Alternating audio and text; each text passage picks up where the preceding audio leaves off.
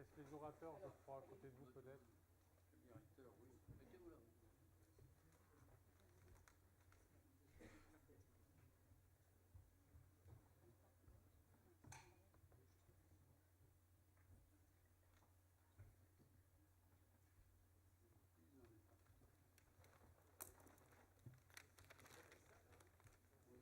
Alors, je vais appeler les orateurs, Patrice. Venez. Oui, j'en ai. Oui.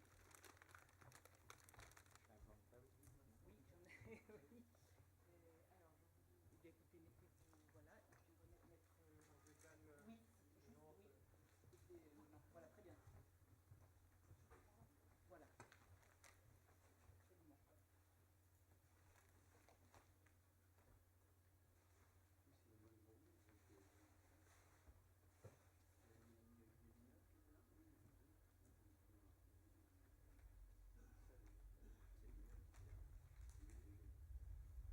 Entrez, installez-vous, prenez place.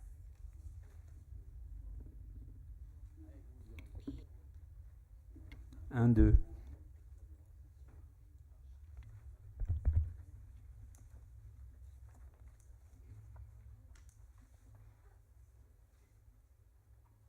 Voilà, nous allons démarrer dans 1 minute, le temps de laisser les dernières personnes arriver. Il y en a qui sont également au premier étage.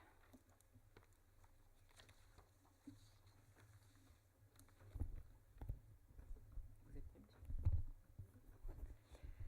monsieur le ministre, messieurs les élus, mesdames, messieurs les IC1, mesdames, messieurs les représentants de la mairie, merci tout d'abord d'être venus pour cette table ronde, que j'ai le grand plaisir d'animer pour vous ce soir.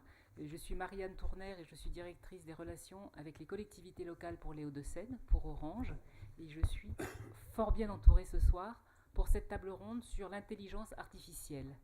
Nous avons choisi, avec les services de la mairie, ce sujet parce qu'il nous semblait que c'était un sujet dont on entendait beaucoup parler, qui suscitait autant peut-être de crainte que d'espoir, et c'est sur ces sujets-là que nous souhaitons vous éclairer. Il y aura une partie dédiée à nos orateurs, je vous présenterai ensuite, et il y aura également un temps d'échange avec la salle. Ça nous a paru important aussi que nous puissions échanger. Donc, Monsieur le Ministre nous fait le plaisir et l'honneur d'introduire cette table ronde, et je passerai ensuite la parole à Maître Guntefreud Roland, à Patrice Puponski et à Dimitri Carbonel que je présenterai tout à l'heure. Monsieur le Ministre. Madame la directrice, monsieur le directeur, mesdames, messieurs, je suis heureux de vous souhaiter la bienvenue dans cette salle multimédia de l'Hôtel de Ville ici Moulineau pour cette conférence organisée par Orange sur un thème particulièrement prospectif, celui de l'intelligence artificielle. Heureux d'abord parce que les liens entre Orange et Issy Moulineau sont forts. La récente annonce de la décision de Stéphane Richard d'installer le siège social de votre entreprise à Issy Moulineau dans un superbe immeuble situé au pont d'Issy est venue conforter les liens historiques qui unissent notre ville et votre entreprise. Je sais que Stéphane Richard souhaitait que les quelques 3000 collaborateurs et visiteurs du groupe qui s'y rendront y trouvent un meilleur environnement de travail, plus moderne, plus efficace, plus confortable, à l'image des grandes entreprises de la Silicon Valley. Ils ne seront pas déçus. En fait, il m'a même confié que son modèle, c'était le siège de Facebook. Alors, j'ai vu l'autre jour à la télé le reportage, on est un peu en dessous quand même, mais je fais confiance à Stéphane Richard. Orange y retrouvera aussi une ville qui a été pendant un demi-siècle le siège de sa recherche et développement, là où les meilleurs ingénieurs des télécoms venus du monde entier ont conçu de nombreuses innovations dont nous profitons aujourd'hui. Ville pionnière de l'innovation numérique en France et en Europe, Issy Moulineau a souvent été un terrain de jeu pour l'opérateur de télécom. Cela nous a permis d'être souvent parmi les premiers à proposer de nouvelles technologies, de la DSL à la fibre optique et de nouveaux services à la population. L'inauguration, il y a quelques minutes, des nouveaux aménagements de la boutique Orange sur la place de l'Hôtel de Ville démontre d'ailleurs qu'il s'agit là d'une volonté affichée. Cette boutique est l'une des premières en France à se transformer en Smart Store et à proposer très prochainement, nous dit-on, la nouvelle offre d'Orange Bank. Pour bâtir une Smart City, il faut un terreau favorable. À Issy Moulineau, nous avons démarré il y a plus de 20 ans. Depuis le milieu des années 90, de nombreux services innovants à destination des habitants ont été mis en œuvre. Des plus petits aux plus âgés, nos habitants peuvent accéder à une large palette de services en ligne, comme le paiement du stationnement par téléphone mobile ou de la restauration scolaire par Internet, la gestion dématérialisée des activités périscolaires, le prêt de livres électroniques dans les médiathèques, les inscriptions en ligne sur les listes électorales. La technologie s'est mise au service des lycéens depuis longtemps. Notre approche est pragmatique, mais elle tient compte de la conviction que nos villes ont un rôle essentiel à tenir dans le développement de la société numérique. L'exemple d'Issy-Moulineaux confirme la corrélation qui existe entre développement socio-économique et développement numérique. Je suis convaincu que plus nous investirons dans le numérique, plus nous améliorerons notre capacité à répondre efficacement aux attentes de nos habitants et à développer une économie locale performante et génératrice d'emplois. Dans une ville qui compte autant d'emplois que d'habitants, beaucoup dans la filière numérique, il est important de comprendre la portée des échanges entre tous les acteurs pour définir ce que sera la ville de demain. Cette nouvelle vague de la révolution numérique, qui est la Smart City, implique comme toujours une évolution des mentalités, y compris de la part des décideurs, qui comprennent intuitivement que ce n'est plus la seule collectivité qui fait la ville, mais qu'ils doivent mettre en place les conditions pour faire la ville avec la contribution d'acteurs multiples, des citoyens aux acteurs économiques. Ce sont ces nouvelles formes de coopération qui se dessinent et qui vont transformer la ville. Le fait qu'il y ait de moins en moins d'argent public contraint à de plus en plus d'imagination, d'ouverture d'esprit et de recherche de mutualisation. Outre les expérimentations qui permettent de valider l'intérêt d'un service et son appropriation par la population, la création de consortiums répond à cette nouvelle forme de partenariat. Nous avons démontré dans les projets ICIGrid et SoMobility l'intérêt de cette évolution. Je ne doute pas que nous irons plus loin encore avec les équipes d'Orange. C'est cet esprit de coopération qui a animé nos échanges sur la fibre optique. Issy-Moulineaux a été donc la première ville française à implanter un réseau de fibre optique il y a plusieurs années déjà. Depuis 2 ans, nous avons accéléré le déploiement des réseaux ainsi que afin que tous les logements soient raccordables, notamment dans les zones pavillonnaires. Mais nous sommes allés plus loin encore, comme vous l'expliquez, Thierry Lefebvre, maire adjoint chargé de la ville numérique, à mes côtés. Merci.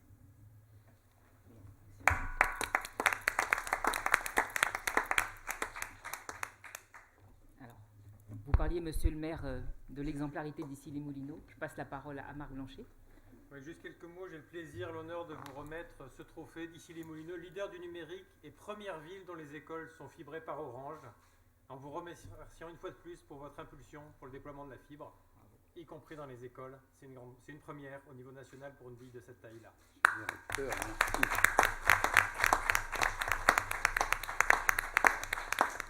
Nous remettrons au prochain conseil. C'est très joli en plus. Merci. Monsieur Lefebvre, vous souhaitez prendre la parole? C'est bon? Non, il va parler, Thierry. Il adore. Non, il travaille en tout cas. Voilà, monsieur le maire, vous avez dit l'essentiel, mais je me permets de rajouter 2-3 mots. Je pense qu'il doit y avoir un micro d'ouvert, madame Tournaire. Voilà, ça permettra de mieux m'entendre. Donc effectivement, au-delà des liens historiques qu'entretiennent Orange et la ville, et le maire les a rappelés, c'est un véritable partenariat de projet qui s'est développé au fil de ces 2 dernières années particulièrement. Nos équipes, à la ville comme chez Orange, ont travaillé étroitement ensemble afin de permettre le raccordement de l'ensemble du territoire de la ville au très haut débit et ont surmonté tous les défis techniques que cela représentait. On a pu se rendre compte au fil de l'équipement des différents quartiers que les difficultés étaient nombreuses et vous avez su les surmonter, bravo à vous. Plus encore, nous avons également souhaité saisir cette opportunité pour que l'ensemble des équipements publics de la ville, et vous l'avez rappelé, monsieur le maire, au premier rang desquels nos écoles, puissent également bénéficier d'Internet par la fibre. Orange a là encore su répondre et relever ce nouveau défi.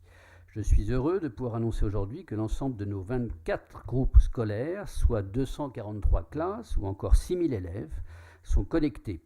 Non seulement connectables, mais connectés. Persuadé que la ville intelligente se construit avant tout pour le bénéfice de nos concitoyens et d'abord pour les plus jeunes d'entre eux, que les outils numériques peuvent apporter de nouvelles opportunités pédagogiques à nos enseignants qui en sont aujourd'hui pleinement conscients, que les élèves lycéens gagneront à avoir été éduqués au numérique, à ces formidables possibilités comme aux dangers qu'ils peuvent aussi comporter, nous avons depuis 3 ans donc lancé une ambitieuse initiative pour nos écoles autour d'un plan numérique qui, à la date, au jour où on se parle, a été intégralement mise en œuvre. Ainsi, celle-ci bénéficie désormais d'un éventail complet d'outils numériques, vidéoprojecteurs interactifs, tablettes numériques, environnement numérique de travail, UNT. Nous avons également travaillé avec l'Éducation nationale afin que les enseignants de notre territoire soient pleinement formés à l'utilisation de ces outils. Il ne suffit pas de doter les écoles et de la fibre et des outils, encore faut-il que le personnel enseignant soit convaincu de l'utilité de l'utilisation de ces outils, ce qui n'était pas forcément chose acquise au départ, et 2, les utilise régulièrement et qu'il y ait ensuite un retour d'expérience qu'on a protocolé avec l'inspection de l'éducation nationale, les parents d'élèves, les enseignants, et ce process de retour d'expérience fonctionne. Cette politique porte ses fruits et nous voyons aujourd'hui le numérique prendre toute sa place, tant il peut apporter au développement de nos enfants comme à la pédagogie dispensée par les enseignants. De nombreux projets sont menés par les enseignants et leurs classes, conception des vidéos ou de livres pour les enfants, apprentissage du code, robotique, sensibilisation aux dangers de l'Internet et bien d'autres encore.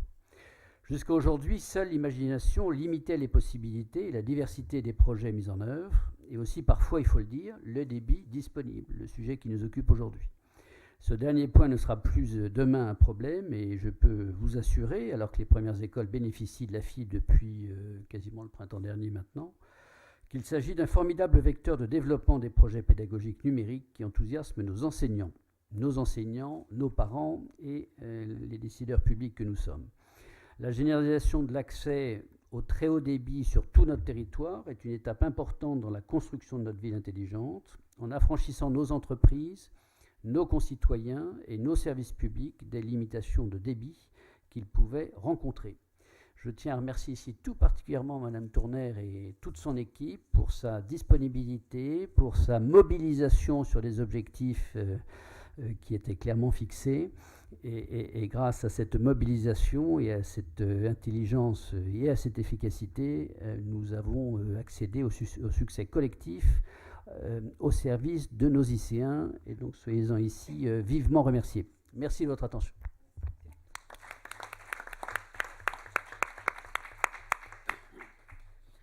Alors, pour entrer dans le vif du sujet, l'intelligence, on pourrait dire que c'est l'ensemble des processus de pensée d'un être vivant qui lui permettent de comprendre, d'apprendre ou de s'adapter à des situations.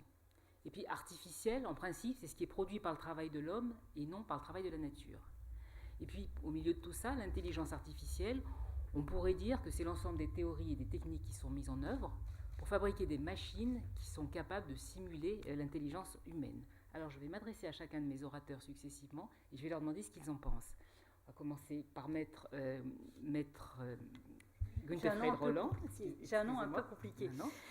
Maître, je vais me permettre de vous présenter en quelques mots.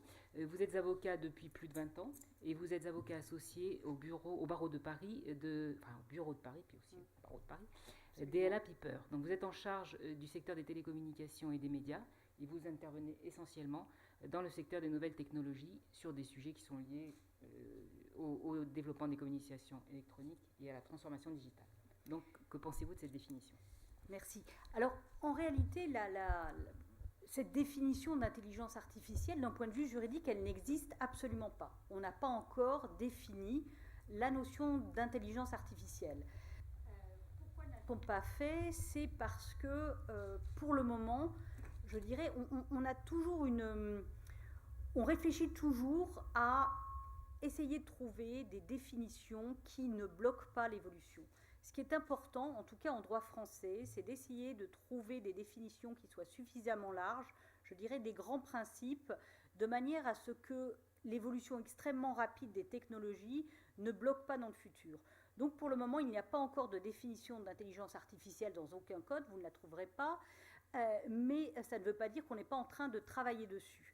et notamment le Parlement européen est en train de réfléchir à cette notion d'intelligence artificielle et demande effectivement à la Commission de se pencher sur la question et d'essayer de trouver une définition de cette notion d'intelligence artificielle qui, comme je le disais, soit suffisamment flexible de manière effectivement à pouvoir accueillir l'évolution du droit, car le rôle des juristes, ça n'est pas forcément de façonner une société, enfin, après tout dépend de la conception que l'on a du droit, mais c'est de l'accompagner intelligemment dans son évolution et de permettre à cette évolution de se continuer, je dirais. Donc pour le moment, pas de définition de l'intelligence artificielle, et d'ailleurs, on aura peut-être l'occasion d'y revenir, pas de cadre encore juridique de l'intelligence artificielle. Merci, maître. Je me tourne sur ma gauche, auprès de Dimitri Carbonel, à l'extrémité de la table. Dimitri, vous avez fondé Livosphère et vous accompagnez dans la recherche et le déploiement de solutions innovantes, telles que les objets connectés, l'intelligence artificielle, les plateformes digitales, avec et la réalité augmentée, et tout ceci avec des startups et des entreprises innovantes. Et vous travaillez avec des entreprises comme Moët Hennessy, Damar, Total, Meubles Parisot, donc des entreprises très variées. Donnez-nous votre avis sur cette définition d'intelligence artificielle, s'il vous plaît. Alors, je vais essayer d'avoir une définition peut-être un peu plus pragmatique. Je dirais, l'intérêt de l'intelligence artificielle, c'est de transformer des informations des données qui sont compliquées, qui sont très diverses, en des décisions qui sont simples, ou des informations qui sont simples. Je vais prendre un exemple tout bête, c'est le véhicule autonome. Il avance, il se retrouve face à un passage piéton, il voit un piéton, et puis il décide effectivement de ralentir et puis de s'arrêter. Eh bien, l'intelligence artificielle, c'est effectivement cette capacité à transformer tous ces ensembles d'informations pour nous qui nous semblent complètement naturelles en quelque chose d'une décision simple qui est effectivement de se ralentir et de s'arrêter. Alors c'est intéressant parce que déjà ça permet de distinguer deux choses. L'intelligence artificielle, je dirais sur la partie perception ou interaction, qui est la capacité à transformer une image en piéton ou passage piéton. Et puis aussi une intelligence décisionnelle qui, sur base de ces informations-là, va prendre la décision de ralentir et puis de s'arrêter. Après, aujourd'hui, lorsqu'on regarde l'intelligence artificielle, elle est beaucoup basée sur ce qu'on appelle les réseaux neuronaux. Alors très schématiquement, je ne vais pas rentrer trop dans les détails, mais pour ceux qui se rappellent un peu des matrices mathématiques, en fait, ce sont des tables de chiffres où vous allez, entre guillemets, rentrer un certain nombre d'informations qui vont passer par ces matrices, entre guillemets, qui, quand on parle de machine learning, vont évoluer, et qui vont en sortir, par exemple, vont vous dire, bah, tiens, c'est un chat, c'est un piéton, ou c'est autre chose. La problématique de ça, c'est que la boîte noire, pour désigner que c'est un piéton ou autre chose, c'est pas trop gênant. En revanche, lorsqu'il s'agit de prendre des décisions, c'est beaucoup plus gênant. Et je vais donner un exemple concret. Premier point concret, c'est qu'il y a beaucoup de startups aujourd'hui qui se lancent dans la recherche, dans la sélection de candidats et qui vont se baser sur l'intelligence artificielle en utilisant notamment des réseaux neuronaux. Alors le problème de ça, c'est qu'ils vont vous dire au départ, écoutez, on va vous choisir votre meilleur candidat. Comme c'est de l'intelligence artificielle, il n'y a aucun biais. Eh bien, je vais vous dire une chose, c'est complètement faux. Pourquoi ? Parce que lorsqu'on met par exemple, imaginons des candidats, une entreprise par exemple va recruter des candidats qui sont hommes, blancs et moins de 30 ans, eh bien l'intelligence artificielle avec des réseaux neuronaux va, je dirais, confirmer ou même augmenter ce biais de choisir toujours des hommes blancs, moins de 30 ans et qui ont par exemple fait une école de commerce. Donc, ce n'est pas du tout effectivement la bonne chose. Et deuxième chose, c'est qu'on n'est pas capable, avec les réseaux neuronaux, de comprendre la logique qu'il y a derrière. Et je vais aller encore plus loin. Je crois qu'en Chine, notamment, ils commencent à réfléchir, à utiliser l'intelligence artificielle pour prendre des décisions judiciaires. Allez dire à quelqu'un, tiens, vous en avez pour 20 ans de perpétuité, ou 20 ans, pardon, et vous êtes en perpétuité avec 20 ans de prison ferme, eh bien, à lui dire que je suis désolé, mais j'ai aucune idée de la raison pour laquelle vous avez cette peine, c'est un peu gênant. Donc, derrière, il y a d'autres types d'intelligence artificielle, notamment une qui est explicative et qui utilise, alors je ne vais pas rentrer dans le détail, mais ce qu'on appelle les réseaux bayésiens ou l'arbre de décision, qui là permet effectivement d'expliquer les décisions, d'une part, et si par exemple effectivement on fait du recrutement, on pourra dire effectivement si le choix de décision c'est blanc et homme, non, on retire, non, c'est pas une bonne effectivement point effectivement de décision. Et là, effectivement, là, ça devient beaucoup plus intéressant. Parce que là, effectivement, on comprend et on donne du sens à la décision qu'il y a derrière l'intelligence artificielle.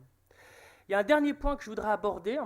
Il y a beaucoup de fantasmes autour de ce qu'on appelle l'IA forte, qui veut dire en fait une intelligence artificielle qui serait capable de rivaliser avec les êtres humains. Et aujourd'hui, on en est encore loin. On est, moi je dirais, à 30-70 ans, donc ça veut dire 1 à 2 générations, hein, donc c'est pas si loin que ça, mais c'est quand même pas tout de suite, hein, qui serait en fait généraliste, qui serait capable de gérer tous les problèmes. Aujourd'hui, on est beaucoup plus sur une autre type d'intelligence qui est une intelligence artificielle qui est spécialisée, qui est par exemple capable de battre le meilleur joueur de Go évidemment c'est AlphaGo, hein, ou qui est capable effectivement de détecter des cancers, par exemple sur une mammographie. En revanche, vous ne pourrez pas utiliser l'intelligence artificielle qui est utilisée pour jouer au Go, pour ensuite l'utiliser pour faire une analyse de mammographie. Donc c'est vraiment des concepts qui sont importants et qui montrent un petit peu les différents types d'intelligence artificielle. Ce n'est pas une et unique, mais les multiples. Merci. Alors, notre troisième orateur, Patrick Slupowski. Patrick, vous êtes directeur de l'innovation numérique chez Orange. Vous dirigez une équipe de marketing produit en Open Innovation au sein du groupe Orange.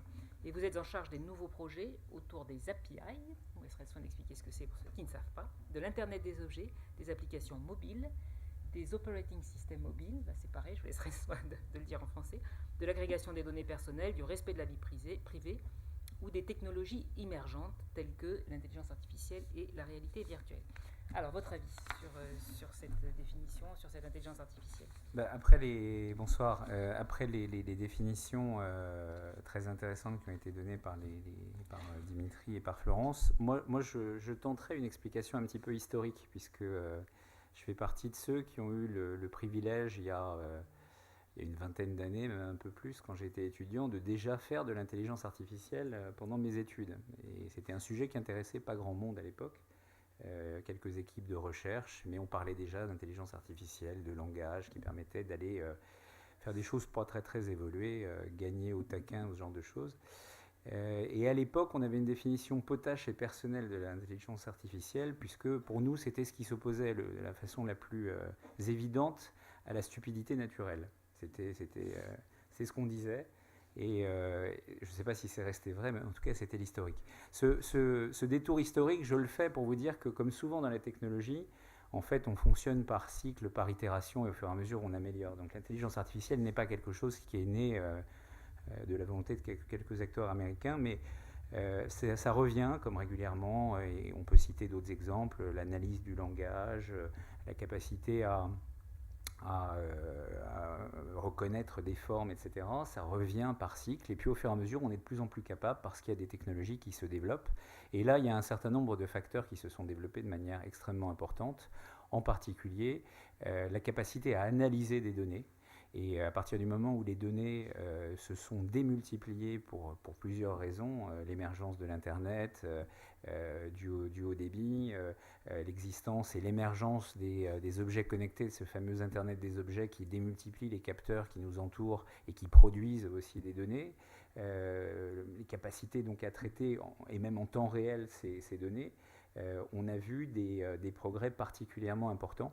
J'en citerai un dernier qui est la capacité à gérer des conversations, à faire demander à des machines de gérer des conversations qui étaient déjà possibles dans les années 70. Il y avait des programmes dont un portait le doux nom d'Elisa, avec lesquels vous pouviez échanger un petit peu. Pour ceux qui ont vu le robot Spoon il y a quelques minutes, c'était beaucoup moins élaboré. On n'avait pas...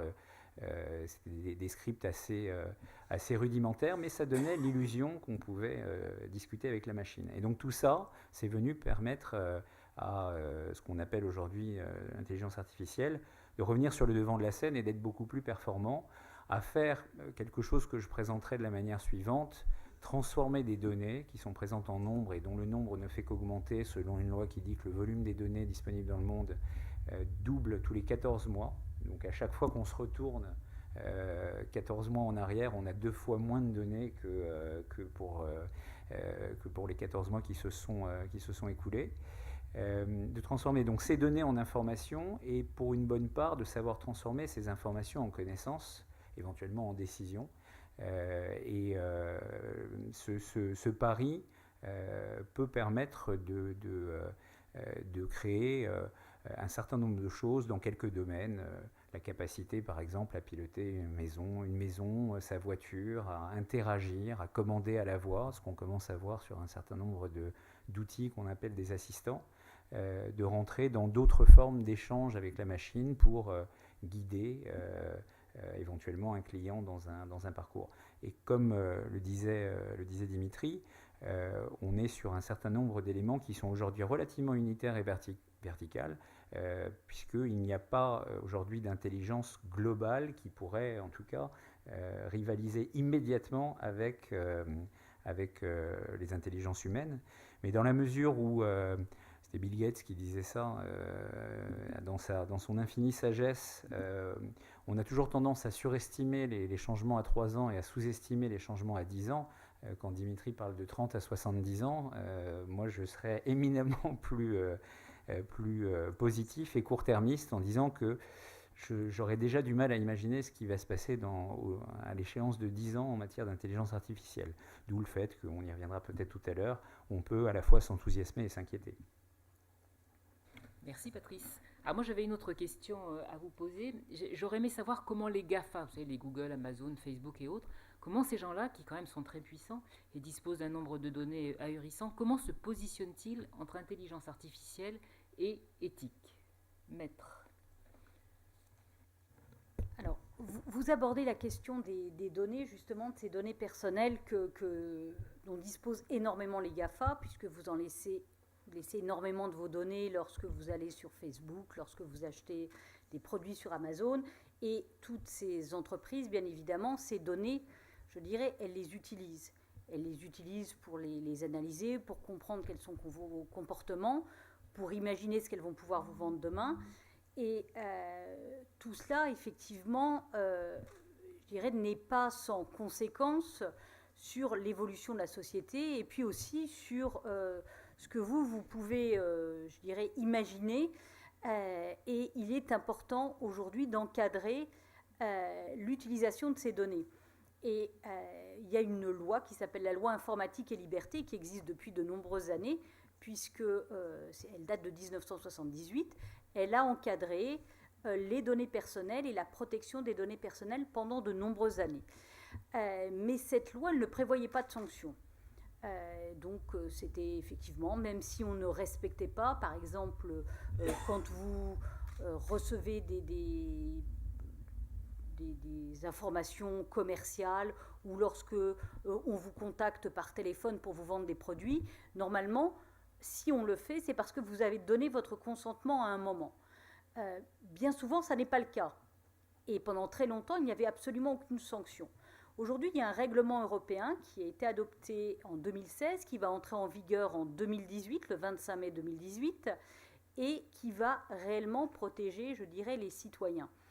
Il va y avoir des règles très strictes, notamment sur ce qu'on appelle la notification des violations de données personnelles. Par exemple, si une entreprise qui détient énormément de données personnelles se fait pirater, elle sera obligée de notifier l'autorité de régulation qui est la CNIL en France.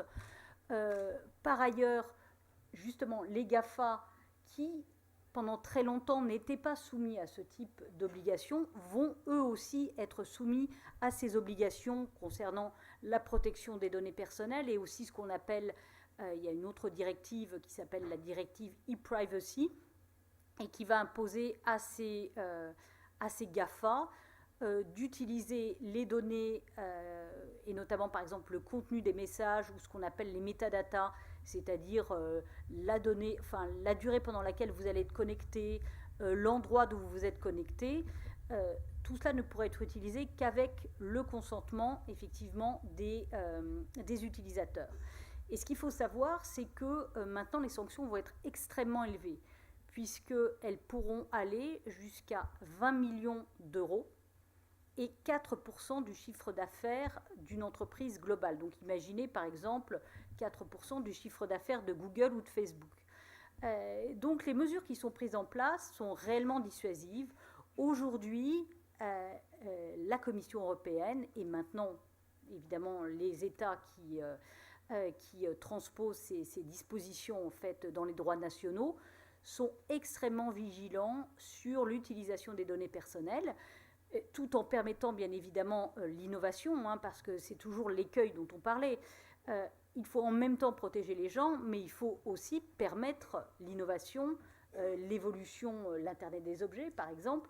Et ce qui est compliqué, c'est de toujours naviguer entre ces deux possibilités.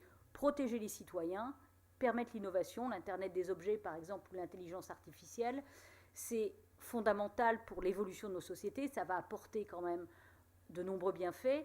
Donc il faut trouver ce juste milieu, encadré, de manière flexible, mais effectivement contrôlée, de manière à ce que les citoyens que nous sommes tous soient protégés et que leurs données ne partent pas ou ne soient pas utilisées à des fins que vous ne souhaiteriez pas, par exemple.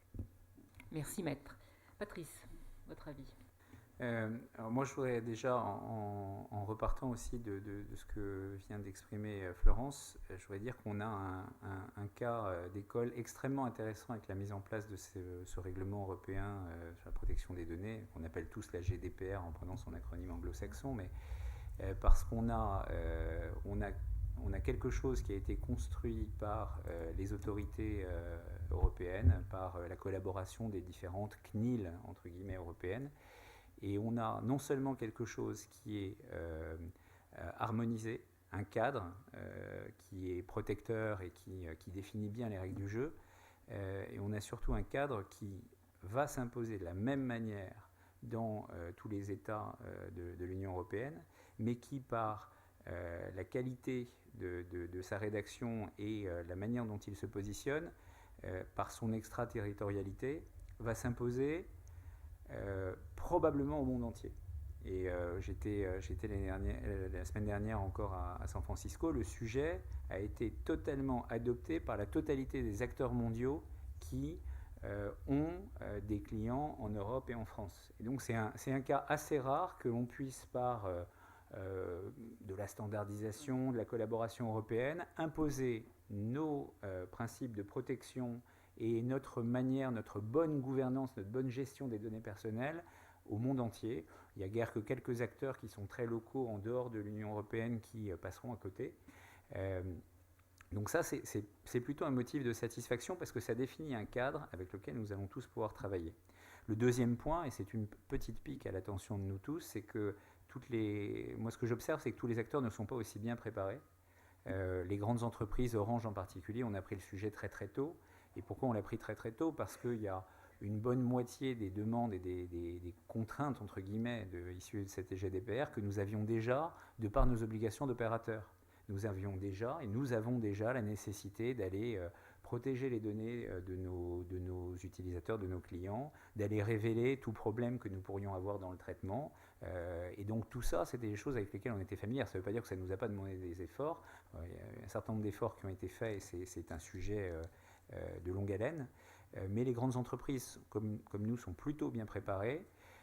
Les entreprises de taille moyenne et les petites entreprises ignorent le sujet. Quand je demande en général, dans une prise de parole, qui connaît la GDPR, en général, les startups, les entreprises de taille moyenne attendent l'extrême limite, le dernier moment pour s'y préparer, et ça va être extrêmement dommageable pour elles parce qu'elles ne vont pas en faire l'économie. Et il y a un petit sujet, et c'est là que vient ma seconde pique, c'est que on se rend compte que les grands acteurs globaux américains, ce qu'on appelle habituellement les GAFA, là, Google, Amazon, Facebook, Apple, dans l'ordre ou dans le désordre, ajoutons-y Microsoft, qui est aussi un acteur mondial de cette nature, donc les 5 plus grandes entreprises de la planète, voilà, les 5 plus grandes entreprises de la planète, au moins par leur valeur, par leur capitalisation boursière, sont-elles extrêmement bien préparées sur le sujet. Et elles ont véritablement, alors que ce sont pour certaines d'entre elles les plus gros agrégateurs de données, celles qui ont le plus d'informations sur le fait que je me trouve ici parce que mon smartphone le sait et que j'utilise des produits de telle ou telle de ces sociétés, sait que je suis en ce moment avec vous et sait comment j'ai fait mon itinéraire jusqu'à ici, les Moulineaux, etc. Eh bien, ce sont aussi celles qui ont le plus tôt pris le sujet pour aller donner la main à l'utilisateur. Maintenant, dans la différence qui est faite entre elles et nous, il y a quand même une approche qui est que il y a une différence entre se rendre compatible avec une réglementation et puis vouloir faire les choses en donnant la main aux utilisateurs. Et ça, c'est assez fondamentalement ce que nous avions commencé à faire dès 2013. Stéphane Richard, notre président directeur général, avait pris la parole sur le sujet en disant bon, ben voilà, on signe une charte, on s'engage à respecter les données personnelles, à donner le contrôle à nos utilisateurs, et ça va se traduire aussi dans l'intelligence artificielle. Ça veut dire être sûr quand demain je vais être en train de discuter avec un assistant comme Jingo proposé par Orange, que dans le même temps où je vais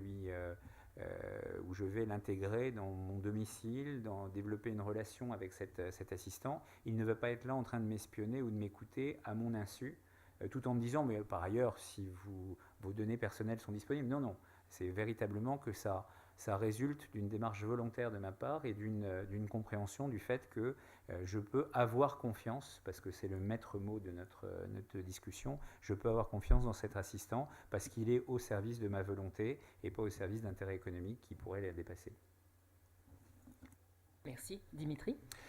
Oui, alors, il y a une première question à se poser, c'est pour quelles raisons les GAFA ou GAFAM, avec Microsoft, investissent autant dans l'intelligence artificielle ?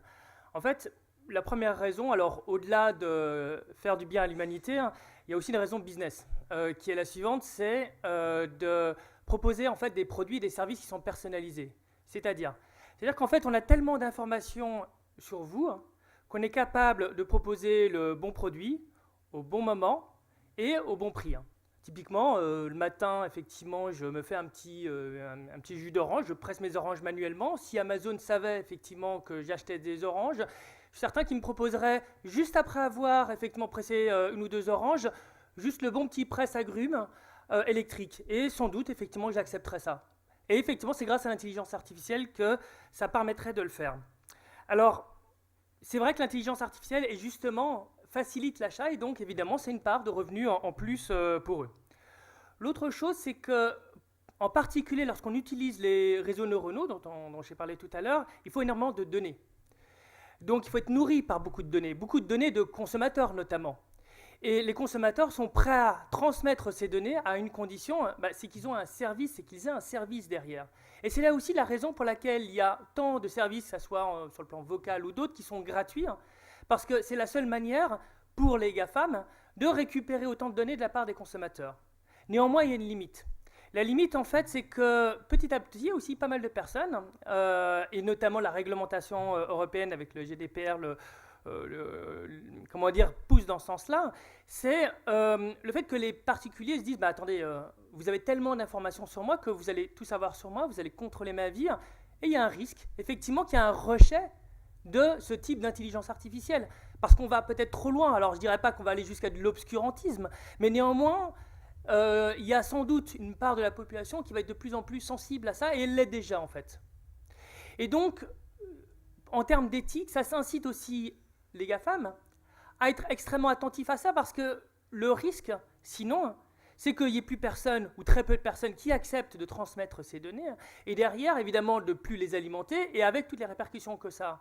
D'autant plus qu'effectivement, on l'a dit, l'intelligence artificielle effectivement, permet effectivement de gagner peut-être plus d'argent ou de vendre plus de produits, mais aussi résout un certain nombre de problématiques comme la gestion de l'énergie, optimiser l'utilisation de l'eau potable, de réduire la mortalité dans les villes ou les cancers. Donc c'est essentiel de pouvoir l'utiliser face à la complexité aujourd'hui qu'on a dans ce monde. Il y a un autre point aussi que je voudrais aborder. Récemment, il y a Elon Musk qui, d'une part, effectivement, avait dit qu'il était contre les armes autonomes, c'est une bonne chose. Patron de Tesla, entre autres. Patron de Tesla, et le deuxième point, mais il avait dit aussi, enfin, il a lancé une start-up qui s'appelle Neuralink pour intégrer directement des puces dans le cerveau. Et en tout cas, dans mon cas, je suis complètement contre. Je veux dire, c'est comme par exemple poser des ailes à quelqu'un parce qu'il a envie tout à coup de voler. Je pense que c'est inutile d'aller jusque-là. Et Parce que en fait, sa vision est la suivante, c'est l'intelligence artificielle, pour la combattre, en fait, il faut transformer l'homme entre guillemets en cyborg en intégrant effectivement des puces. En revanche, il y a peut-être une limitation effectivement à ça. On pourrait très bien dire que pour les personnes qui ont des maladies comme Alzheimer, effectivement, on peut leur redonner la capacité de mémoire. En revanche, il ne faudrait pas non plus que les malades d'Alzheimer aient une mémoire qui soit beaucoup plus importante que la plupart des humains. Donc, il ne faudra pas non plus renverser les choses. Hein. Voilà.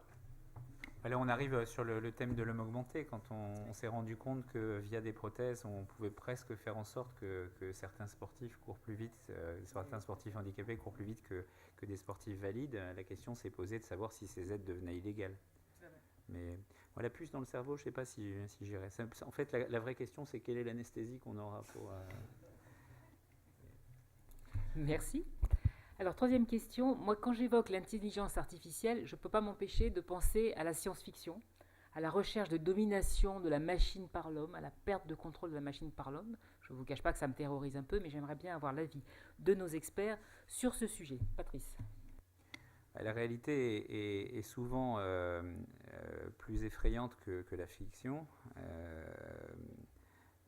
Parce que une fois que le film est terminé, on reprend une activité normale. Alors que la réalité, vous avez beau parfois changer de chaîne et finalement vous vous apercevez que non, vous êtes en train de regarder des chaînes d'information en continu et le monde est bien aussi triste qu'on vous le présente. Donc maintenant, la question est autant dans la perception que dans la réalité. Je pense qu'il y a une... bien souvent, quand on regarde et qu'on essaye de faire des prévisions, et comme je le disais tout à l'heure, c'est un exercice qui est extrêmement compliqué parce que plus on va aller chercher loin dans le temps et plus la capacité à extrapoler et le taux d'erreur va être fort. Et donc au-delà de 10 ans, c'est très très difficile d'imaginer ce qui va très concrètement se passer.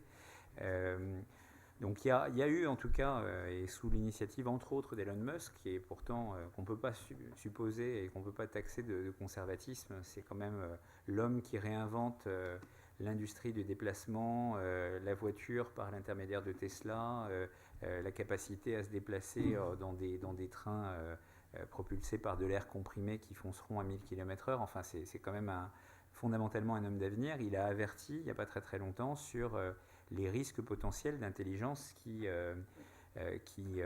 surpasseraient à terme ou mettraient en danger l'espèce humaine. Alors en faisant ça, il a surpris pas mal de monde. Il a repris aussi des choses qui existaient chez de grands penseurs qui étaient aussi des grands auteurs de science-fiction. Isaac Asimov avait édicté des lois de la robotique en son temps, dans lesquelles il disait qu'en particulier les robots ne devaient rien faire contre l'être humain, ne devaient pas finalement être mauvais pour l'être humain, un peu dans la manière dont Google, dans sa charte fondatrice, dit, c'est écrit tel quel, do not evil, ne faites pas le mal. Donc on arrive dans des sujets qui sont bien au-delà, c'est du débat philosophique, théologique, c'est le bien, le mal, vous voyez qu'on est en train de toucher à on parle d'avenir, donc forcément on n'a plus forcément les référents technologiques, il faut passer à autre chose. Moi je crois qu'assez souvent, quand on se pose la question de savoir ce que vont faire ces intelligences, on parle de plus en plus de notre inquiétude face à l'opacité des algorithmes. Ce que tu citais tout à l'heure, une décision qui aurait été prise par une machine, si on n'a pas de compréhension des règles qui ont fait que cet algorithme a appliqué au cas présent, eh bien on va être dans l'incompréhension, dans le doute, dans la supposition, et on commence à rentrer dans le domaine du mystère, de la croyance, qui a plus grand-chose à voir avec la science. Et donc on doute. Si maintenant on imagine que demain des juges, pour tout un ensemble de petites choses qui seront parfaitement attestées, captées par des machines, on va désengorger peut-être le système judiciaire de notre pays parce qu'on aura des décisions quasi automatiques prises par des intelligences artificielles. Bon, si on sait très bien qu'ils appliquent de manière totalement directe des règles de loi qui sont connues par tous, on est déjà moins inquiet. Après, ce qu'il faut aussi se dire, c'est que quand on imagine ces intelligences supérieures qui, parce qu'elles n'ont aucune limite, que les ordinateurs sont des super ordinateurs, si elles sont en mesure de prendre le pouvoir, comme on l'a dit il y a quelques semaines quand des intelligences artificielles chez Facebook avaient créé leur propre langage pour interagir. Donc elles s'étaient passées de leur créateur pour avoir une certaine autonomie dans leur programmation et dans leur capacité à inventer leurs moyens de communication. Chose qui paraissait totalement inenvisageable pour une intelligence artificielle, synthétique. On nommait, quand on fait ce genre de raisonnement, qu'il ne faut pas analyser l'intelligence artificielle avec les moyens que nous utilisons pour évaluer l'intelligence humaine, parce qu'on applique des métriques qui ne sont pas faites pour ça. Donc l'intelligence artificielle, elle est avant tout là pour être évaluée en termes de capacité de calcul, c'est sa première métrique. Après, on peut évaluer la qualité de ses décisions, l'accélération des processus et beaucoup de choses. Mais on n'en est pas encore à se dire qu'elle est capable de prendre toutes les couleurs de l'intelligence humaine, qui n'est pas qu'une capacité à raisonner de façon hypothético-déductive, mais qui est aussi l'intelligence émotionnelle, l'intelligence sensorielle, la capacité à créer, à innover, à se projeter, à faire d'immenses erreurs, des erreurs dont on apprend, à être résilient, bref, à rentrer dans toute une série de choses qui sont éminemment aujourd'hui plus riches que ne semble l'être l'intelligence artificielle. Ce sont deux mondes séparés qui ont chacun en tout cas leur métrique. Merci. Maître, de votre côté. Alors, je suis tout à fait d'accord avec ce que tu dis. Je pense qu'il faut aussi démystifier un petit peu l'intelligence artificielle et je dirais, on parle beaucoup des risques que va entraîner l'intelligence artificielle. Il y a un rapport aussi, le rapport McKinsey qui est sorti, qui annonce le nombre de professions qui vont disparaître en raison de l'intelligence artificielle. Il y a juge, mais il n'y a pas avocat, je crois. Oui. Les avocats sont aussi concernés. Par exemple, nous, aujourd'hui, on utilise l'intelligence artificielle. On a des logiciels spécifiques qui sont très récents. Il y en a un qui s'appelle Kira. Dans les cabinets d'avocats, souvent, vous devez analyser énormément de documents, énormément de contrats. On fait ce qu'on appelle des due diligence, c'est-à-dire qu'on va effectivement regarder si les 500 contrats qui ont été signés, par exemple, par Orange, quel type de clause comportent ces contrats. Par exemple, si Orange veut acheter une compagnie et qu'il veut savoir si les contrats de cette compagnie peuvent lui être transférés. Aujourd'hui, on a la possibilité, pour faire les choses plus rapidement, d'utiliser ce logiciel Kira. On parle et on dit que de plus en plus, et dans un futur très très proche, on aura la possibilité, effectivement, par le biais de l'intelligence artificielle, d'analyser l'ensemble des décisions de justice. Alors à quoi ça va nous servir à nous autres avocats ? Ça nous permettra, par exemple, de savoir si tel ou tel argument qu'on a l'intention de développer est retenu généralement par telle juridiction. Quels sont les montants d'indemnité qui sont retenus par telle juridiction ? Et puis ensuite, en réalité, on pourrait éventuellement se dire, très bien, je sais que tel argument ne sera pas retenu, donc je ne vais pas invoquer celui-ci. Je sais que telle localisation de juge, en fait, tel tribunal, est beaucoup moins stricte que tel autre. Mais en réalité, il faut bien savoir que même dans ce cas-là, vous avez des clauses, c'est pas vous qui choisissez dans quelle juridiction vous allez aller la plupart du temps. Donc tout ça, ça relève un peu aussi du fantasme. Ça va nous aider certainement, mais par exemple, il a été décidé que ces logiciels ne seraient pas du tout utilisés en droit pénal, afin d'éviter, par exemple, alors ça paraît assez hypothétique, mais qu'un meurtrier se dise, très bien, je vais plutôt commettre mon crime à tel endroit qu'à un autre, puisque je sais qu'à tel endroit, effectivement, généralement, pour ce type de meurtre, les juges sont plutôt assez cléments. Donc, il y a toute une éthique qui va rester dans la manière dont on va utiliser l'intelligence artificielle, ou en tout cas, je dirais qu'aujourd'hui, il va y avoir, comme tu le disais, il y a des chartes également qui vont encadrer cette intelligence artificielle. Et c'est vrai qu'il va se passer énormément de choses. En droit, on se pose beaucoup de questions. Par exemple, et on l'a vu avec Tesla, qu'est-ce qui se passe si effectivement il y a un accident et que la voiture, une voiture automatique complètement autonome, en fait, décide d'écraser le piéton plutôt que de protéger en fait la vie du conducteur plutôt que celle du piéton. Quelles responsabilités on va appliquer? Ça, c'est des questions qu'on se pose.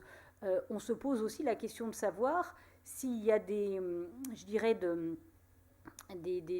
actifs qui sont créés par une intelligence artificielle, qui va en être le propriétaire. Ça, effectivement, ça pose des questions en termes de propriété intellectuelle. Donc, il y a effectivement beaucoup de sujets qui sont encore devant nous. Il y a beaucoup de choses sur lesquelles on va être amené à réfléchir.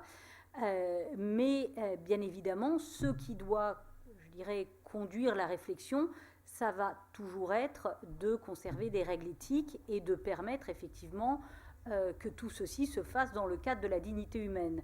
Et aujourd'hui, au niveau notamment il y a le Conseil européen, le Conseil économique et social européen réfléchit beaucoup à ces sujets et réellement souhaite que des chartes soient mises en place de manière à ce que cette intelligence artificielle effectivement soit quand même encadrée. Et l'idée, c'est effectivement probablement que dans les prochaines années, on ait, comme tu le disais, une intelligence augmentée, mais simplement une intelligence augmentée, pas une intelligence qui deviendrait supérieure, tellement supérieure à l'intelligence humaine qu'elle la contrôlerait complètement. Merci maître. Alors Dimitri, cette science-fiction, cette domination. Alors, tout d'abord, après c'est toujours très difficile de prédire, hein, mais effectivement, une intelligence qui dépasse l'être humain sur le plan général, pas mal de personnes qui disent aux alentours de 30 à 70 ans, on verra si c'est le cas, ce sera peut-être plus tard. Mais il y a quelque chose qui arrive beaucoup plus tôt que ça, c'est les intelligences spécifiques. Donc effectivement, cette étude dont parlait Florence, elle disait qu'il y a environ 10% des emplois qui vont être automatisés à 90%. Donc typiquement, si vous êtes comptable dans une entreprise et que vous faites toujours les mêmes tâches et reproduisez sans créativité effectivement les règles comptables, il y a de très fortes chances que vous perdiez votre emploi. Il y a aussi des emplois, 40% environ, des emplois qui vont être très peu automatisés. Typiquement, si vous êtes infirmière ou plombier par exemple, ça prendra du temps. Et tant mieux, hein, notamment parce qu'il y a des relations humaines, parce qu'il y a une dextérité manuelle qui est aujourd'hui très difficile à mettre en place. Hein. Les robots aussi ont pas mal de retard, et tant mieux aussi par rapport à l'intelligence artificielle. Hein, il faut laisser un peu de temps aussi aux êtres humains. Et il y a 50% environ des emplois qui vont être fortement transformés, changés par l'intelligence artificielle, parce qu'il va y avoir environ 50%, hein, c'est grosse maille, de leur activité qui va être complètement transformée. Ce qui veut dire une chose, ça veut dire qu'il faut que les personnes apprennent effectivement à changer leur manière de travailler, à travailler avec des intelligences artificielles, à travailler avec des robots, hein, et aussi apprendre à apprendre. C'est aussi un point important, c'est pas uniquement apprendre, mais aussi apprendre à apprendre, parce qu'à chaque fois, effectivement, en termes de connaissances, il y a des choses qui se renouvellent. Et pour faire un parallèle, ce défi, en fait, c'est pas la première fois auquel on fait face. Typiquement, si on regarde au début, effectivement, du XXe siècle, lorsque les tracteurs sont apparus, eh bien, ce qui s'est passé, c'est qu'il y a beaucoup de personnes qui se sont dit, on va se mettre sur le carreau, donc on va être sur le carreau, et notamment aux États-Unis, ce qu'ils ont fait, c'est qu'ils ont augmenté l'âge légal de la scolarité de 13 à 16 ans. Ce qui a permis de mettre un très grand nombre de jeunes, d'adolescents à l'école et pour les former pour la révolution industrielle qui suit. Et de la même manière, effectivement, face à l'intelligence artificielle ou avec l'intelligence artificielle, il faut voir les deux côtés, c'est effectivement important justement d'être formé, d'apprendre et d'apprendre à apprendre. Maintenant, si on se situe du côté de l'école, il y a plusieurs choses, effectivement, j'ai dit, il faut apprendre à travailler avec l'intelligence artificielle, avec le robot. On parle beaucoup de pouvoir coder, des leçons de codage, on va le faire notamment ici. Après, l'objectif, c'est pas de voir que des développeurs dans une classe. C'est comme le sport, on ne va pas commencer à faire des sportifs de haut niveau dans toutes les classes. Donc oui, c'est important de le comprendre. Après, l'objectif n'est pas non plus d'en faire plus que de raison. La deuxième chose, c'est que il faut aussi garder un esprit critique. L'intelligence artificielle est faillible. Typiquement, parfois, le GPS se plante. C'est dommage si vous avez perdu complètement le sens de l'orientation, parce que vous n'aurez peut-être pas toujours du GPS avec vous. C'est la même chose pour l'intelligence artificielle. Elle peut complètement se planter. Il faut le savoir, il faut en tenir compte.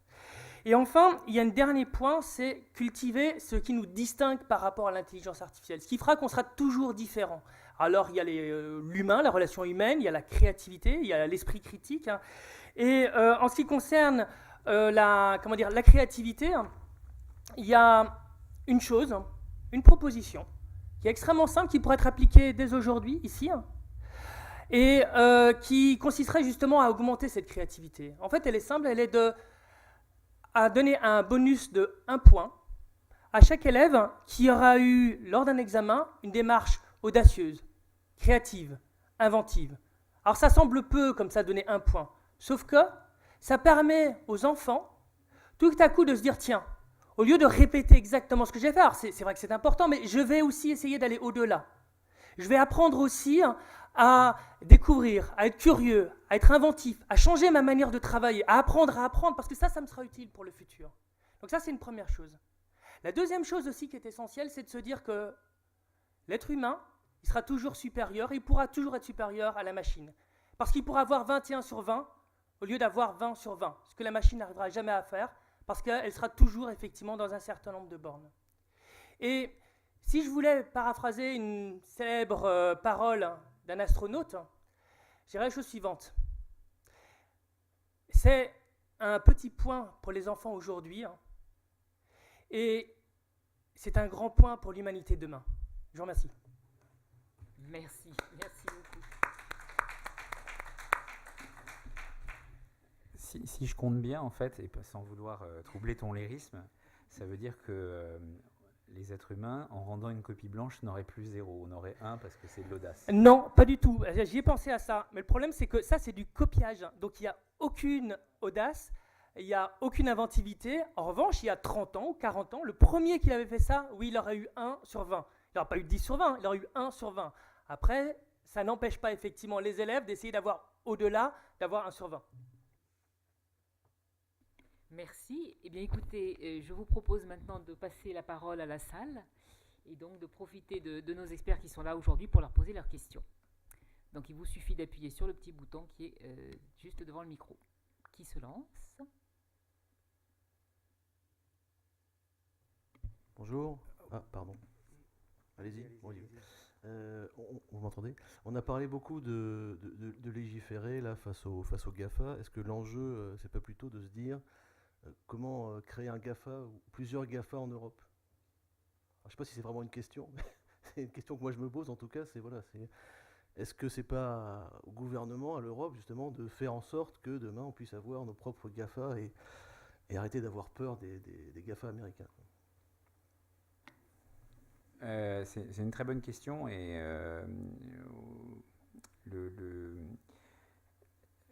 quand on essaye de caractériser ce qu'est un GAFA, au-delà du fait que c'est une société qui pèse aujourd'hui plus de 400 milliards de dollars, quelle que soit celle qu'on a choisie, pour vous donner une métrique, Orange, 155 000 salariés, 7e entreprise française, je crois, par la taille, l'un des 5 plus grands opérateurs de la planète, et 20 fois plus petit en termes de capitalisation boursière que Facebook ou Amazon. Ça permet juste de regarder les proportions. Donc un GAFA, c'est avant tout, c'est un acteur qui est à la fois roi des nouvelles technologies et tout particulièrement du software. La culture du soft a totalement émergé et sur les 10 dernières années, le software, le logiciel a mangé le monde. Et il y a relativement peu en Europe d'acteurs qui ont véritablement excellé sur le software, quelques-uns, un peu en France, quelques exemples un peu mieux connus en Allemagne en particulier, mais relativement peu sur le sol européen. Deuxième point, c'est que ce sont des acteurs qui ont réussi à attirer les meilleures compétences de la planète en s'appuyant sur un modèle à la fois de recrutement auprès des meilleures universités qui elles-mêmes sont dans des cycles extrêmement efficaces qui s'appuient sur un triptyque entrepreneur, universitaire, investisseur, qui est au cœur même du modèle de la Silicon Valley, et en particulier de ces 2 universités phares, Stanford et Berkeley. Donc ils se nourrissent de ces compétences-là. Et le troisième point, c'est que ce sont des entreprises qui sont globales, dans lesquelles il y a une gouvernance qui dit Nous prenons à Mountain View, à Cupertino, à Redmond pour Microsoft ou à Seattle pour Amazon. Nous prenons des décisions produits qui vont derrière être appliquées de manière globale. Il y a peu d'acteurs européens qui réussissent vraiment à être global. Je peux vous citer Ikea, c'est un exemple d'acteur global. Vous vous baladez partout dans le monde, vous allez chez Ikea, ils ont véritablement systématisé leurs principes. La petite clé qui sert à monter les meubles, le passage en caisse, le sac bleu, c'est universel. Le meuble au nom imprononçable qui s'appelle Bialy-Tuspundling, c'est universel. Ça ne parle à personne, à part éventuellement aux Suédois, puisque c'est des lieux. Et donc ces trois composantes-là, elles sont un peu compliquées, elles sont moins naturelles pour nos modèles. On a souvent des champions nationaux, peu de champions supranationaux, et on a un niveau d'intégration avec notre marché intérieur qui fait que nous avons des pays de taille moyenne.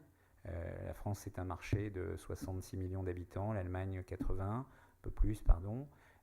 Alors qu'aux États-Unis, on a immédiatement, tout de suite, aux portes, un marché de 300 millions d'habitants. Donc, on peut raisonner dès le début. Donc ça, c'est des choses qui sont assez difficiles, mais il y a un certain nombre de volontés en Europe, et moi, je veux croire que le modèle d'émergence des startups, de transformation des startups dans des licornes, des startups qui valent plus d'1 milliard, pourra donner demain des acteurs globaux, si d'ici là, ils ont été poussés, soutenus, par les grandes entreprises, par des partenariats et des relations commerciales, par les pouvoirs publics en facilitant leur émergence, parce qu'elles vont pouvoir se nourrir de compétences qui naissent dans les universités, qui vont briser le mur qui les sépare aujourd'hui bien souvent du monde de l'entreprise et du monde de l'investissement, qu'on va réussir à avoir des acteurs. Mais pour l'instant, ce n'est pas le cas. On a 5 acteurs absolument colossaux, et je n'en cite que 5, je ne vous parle pas du 6e qui est un acteur chinois qui est en train d'émerger aujourd'hui avec des niveaux de valorisation extrêmement importants, qui s'appelle Tencent, qui est le Facebook chinois globalement. Aujourd'hui, nous n'y sommes pas parvenus. À la limite, juste pour rebondir, ce n'est pas l'État qui peut créer, un peu comme le plan calcul à un moment, une entité de ce type-là. En revanche, effectivement, l'Europe, en créant effectivement un marché commun, peut donner la capacité à faire émerger effectivement ce type d'entreprise.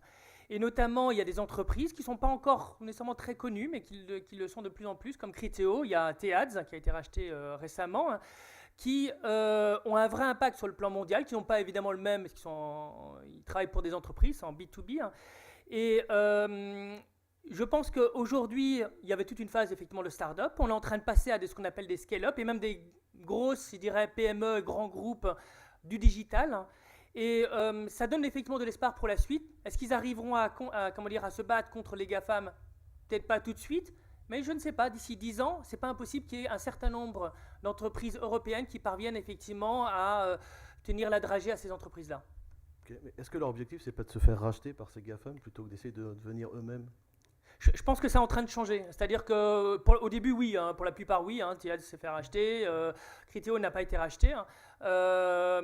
Et puis, bon, il y a d'autres entreprises comme Blablacar qui n'ont pas été rachetées. Sigfox n'a pas été racheté. Après, on verra effectivement comment elles évoluent, toutes ces entreprises.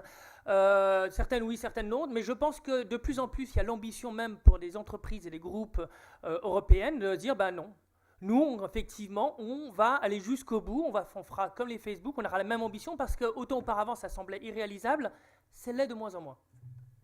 Là où le jeu reste ouvert, c'est qu'il faut se souvenir, et dans les chiffres astronomiques que je donnais tout à l'heure, qui étaient au niveau de plusieurs centaines de milliards d'euros pour les capitalisations, la capitalisation boursière c'est une des métriques, mais ça représente à un instant T la valeur qui est accordée à une entreprise. Donc ces 5 plus grosses capitalisations n'étaient pas les 5 plus grosses il y a 10 ans. Il y a 10 ans, il y en a une seule qui était dans les 5, c'était Microsoft. Elle était déjà 3e, elle est de nouveau 3e. Mais si on prend la valeur d'Apple à cette époque, c'était 10 fois moins, 12 fois moins même. Et si on s'intéresse à un cas un peu particulier, Facebook a multiplié sa valeur en 10 ans, alors qu'elle n'était pas cotée, mais qu'elle était déjà une licorne en 2006. Elle a multiplié sa valeur par 400. Donc ça prouve que ce sont des situations qui se font et se défont rapidement, très rapidement, Mais on a atteint un tel degré de magnitude aujourd'hui pour ces acteurs, avec une telle capacité à racheter par le papier ou par le cash des acteurs émergents, il y a quelques années, quand Mark Zuckerberg de Facebook a racheté Instagram, qui n'était qu'une petite bande de 15 personnes qui faisait un service de partage de photos, et qu'il a mis une somme je crois que c'était 14 milliards de dollars à l'époque sur la table, tout le monde s'est dit mais il est complètement fou. Non, il a par sa capacité empêché que quelqu'un atteigne la taille critique qui pouvait menacer Facebook sur le partage de photos. Et donc ces acteurs-là, la capacité à racheter, à faire en sorte de protéger leur position est phénoménale aujourd'hui et s'impose à des États. Pour réussir à faire naître une compétition, il faut qu'un certain nombre d'acteurs privés et les puissances publiques qui nous concernent ici, c'est-à-dire les États européens, unissent leurs forces, pas contre, mais pour faire naître des acteurs de cette taille. Mais encore une fois, ce n'est pas un processus facile. Juste pour préciser, l'ensemble des réglementations dont on a parlé, elles n'ont pas été prises en réaction contre les GAFA, hein. Elles auraient été prises en tout état de cause. Il se trouve qu'effectivement, pour certaines d'entre elles, le fameux GDPR s'applique, et la loi sur la protection des données personnelles, elle s'est toujours appliquée même aux GAFA. Il y a juste certaines dispositions qui ne s'appliquaient pas aux GAFA et qui pourront s'appliquer aux GAFA dans certaines circonstances. Mais ce n'était pas, je dirais, une réglementation à l'encontre des GAFA, hein. C'était beaucoup plus général, je dirais. Merci. Autre question? Une question sur Bonsoir. Il y a un acteur français qui s'appelle Quant, qui est dans l'ambition et de devenir le moteur de recherche européen, et aussi dont l'argument différentiel qu'il présente est la protection des données des utilisateurs. Aujourd'hui, Quant ne grossit pas aussi vite que Google à l'époque de son évolution.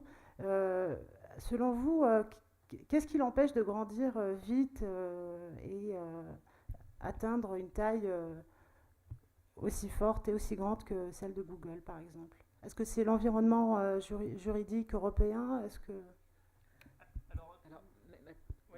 Non, je pense pas qu'aujourd'hui l'environnement juridique européen soit un frein au développement. Au contraire, une société qui justement a comme, je dirais, protège les données personnelles, elle se développera très bien dans un cadre européen, puisque, je dirais, c'est plutôt l'inverse. Ce seraient des sociétés qui utilisent les données personnelles sans obtenir le consentement des utilisateurs ou qui les utilisent en violation de la loi, elles auraient probablement des difficultés aujourd'hui. Non, le cadre européen, il permet réellement le développement.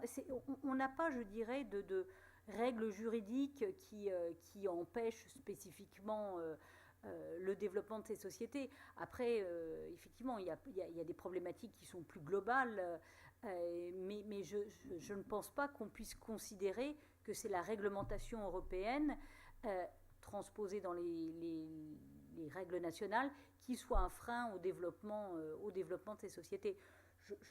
D'ailleurs, je ne sais pas quelles sont les raisons. Je pense qu'il y a des raisons probablement, effectivement, alors peut-être je dirais, peut-être que l'esprit entrepreneurial, je n'ose pas dire ça, est plus fort dans certains États, je ne sais pas. Alors peut-être aussi qu'il y a des raisons fiscales, mais encore, même dans ce cas, je ne pense pas qu'il y ait de vraies raisons fiscales qui empêchent le développement. Parce qu'en Europe, on a vraiment, je dirais, au contraire, dans certains cas, et même en France, on a une véritable assistance, je dirais, de certaines sociétés, en tout cas à leur début. Donc, je ne crois pas que les freins viennent de la réglementation. À la limite, pour rebondir, je dirais il y a un proverbe dans ce domaine-là qui dit « The winner takes all ». Et ce qui veut dire que c'est très difficile, une fois qu'un acteur mondial émerge, de sortir.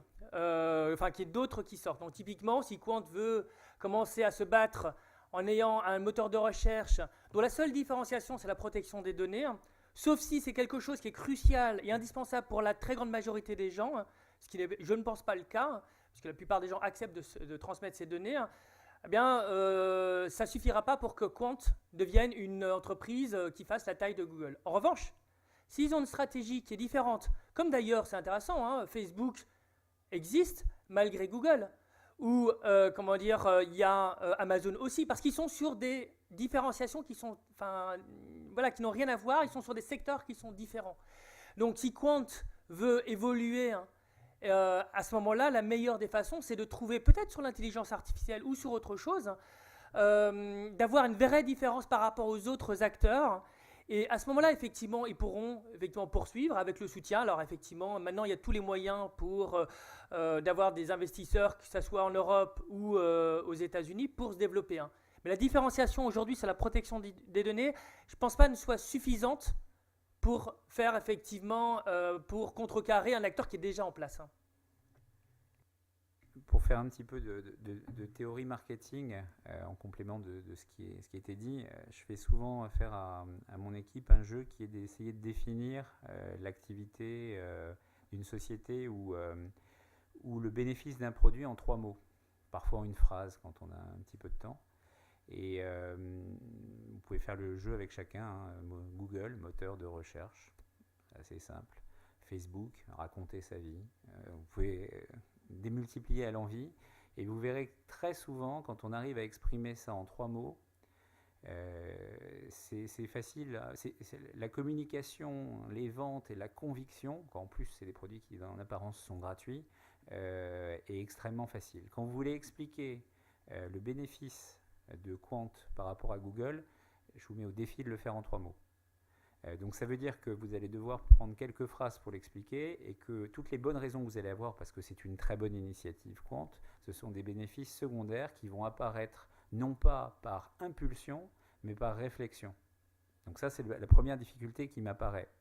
La deuxième difficulté, c'est que quand vous avez sur un marché un acteur installé qui pèse 600 milliards de dollars, qui maîtrise 97% des recherches à l'échelle d'un pays, à peu près dans n'importe quel pays, des recherches sur Internet, qui sait à peu près tout de vous, pour aller le concurrencer, c'est pas avec un prêt sans intérêt de 100 000 euros, 200 000 euros ou quoi que ce soit. Il faut mettre sur la table une force de frappe et un élément de différenciation très très fort. Et comme je vous l'ai dit, Google et les autres acteurs ont bien regardé, ils ont compris ce qu'était la GDPR et ils s'en sont fait les champions. Vous regardez les pages de présentation des données personnelles de Google, vous verrez que vous pouvez récupérer toutes vos données, vous opposer à être suivi, etc. en application parfaite de la GDPR. Donc Google pourrait dire aujourd'hui, moi je suis complètement respectueux de vos données personnelles. Il y a un acteur qui est même encore plus fort que là-dessus, c'est Apple. Apple ne stocke pas dans son cloud, il synchronise des données et dans la légende, on ne sait jamais si c'est vrai, a montré qu'il s'opposait même au FBI quand le FBI voulait fouiller et déprotéger le téléphone d'un terroriste. Donc vous imaginez s'il protège vos données personnelles. Dans l'imaginaire de tout le monde, c'est un fait.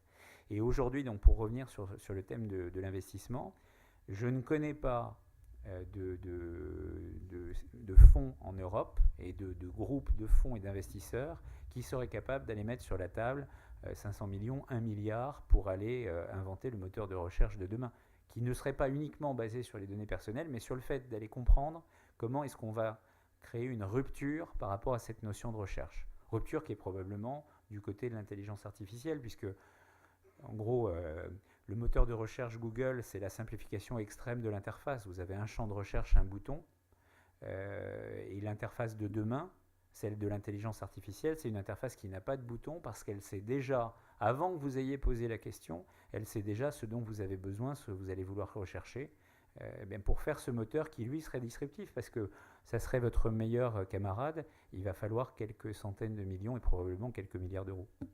Et juste pour terminer, en fait, ce qui serait disruptif, c'est un petit peu ce que fait un autre moteur qui existe depuis longtemps, Wolfram Alpha. C'est qu'au lieu, effectivement, l'interface est très simple pour poser une question. En revanche, elle est nettement plus compliquée lorsque vous regardez les réponses. Il y en a des pages et des pages. Et donc, effectivement, une grosse différenciation avec l'intelligence artificielle, c'est au lieu d'avoir des dizaines et dizaines de pages, c'est d'avoir une réponse qui soit pertinente. Et c'est vers ça, effectivement, que peut-être un acteur pourra peut-être se différencier par rapport à Google si Google s'y prépare déjà. Et Google l'avait déjà fait, hein, c'est un bouton sur Google, sur l'interface qui est moins visible aujourd'hui, qui s'appelle I feel lucky. J'ai de la chance. Ça marche pas très plutôt bien, que de choisir, ça marche pas très bien parce que c'est du filtrage collaboratif, mais ça correspond à la première réponse de Google. Et la première réponse de Google, elle est très souvent pertinente, pas par la qualité de l'intelligence, mais par la qualité de la prise en compte des réponses. Quand vous cliquez chacun sur une liste de réponses de Google, Google va se souvenir que statistiquement, les gens qui ont posé cette question ont plus souvent choisi le 2e, 4e ou 5e choix et le faire remonter dans son fameux algorithme totalement opaque, mais qui fonctionne de manière assez efficace, en tout cas qui n'a pas aujourd'hui de compétiteurs suffisamment sérieux pour le détrôner. Merci. Oui. Est-ce que je peux réagir aux réponses? À vous écouter, je dis, zut, il n'y a plus rien à créer, tout existe déjà, puis on n'a pas la masse financière. Mais est-ce qu'il ne faut pas demain se tourner plutôt vers l'utilisateur? Parce que c'est lui qui décide. Avant tout, hein, on a beau avoir le super produit, le meilleur produit qui existe, mais avant tout, c'est l'utilisateur qui va décider. Moi, je pense pas du tout que ce soit notre vision, enfin, c'est certainement pas la mienne, de dire que non, tout est déjà créé. Au contraire, il y a énormément de choses à réaliser. Hein. Encore une fois, l'intelligence artificielle ouvre des portes énormes. Le moteur avec une seule réponse qui soit vraiment pertinent, ça n'existe pas. Et en termes de financement, on a énormément évolué sur le plan français et européen. Donc moi, je dirais que toutes les portes sont ouvertes maintenant, alors qu'elles l'étaient beaucoup moins auparavant. Et il y a énormément de choses à faire effectivement dans le domaine de la smart city, dans le domaine de la santé, dans le domaine de l'éducation. Il y a des champs qui sont infinis, avec des besoins, des problématiques dans le monde qui sont énormes, hein, je veux dire en termes de raréfaction des ressources, d'inégalité.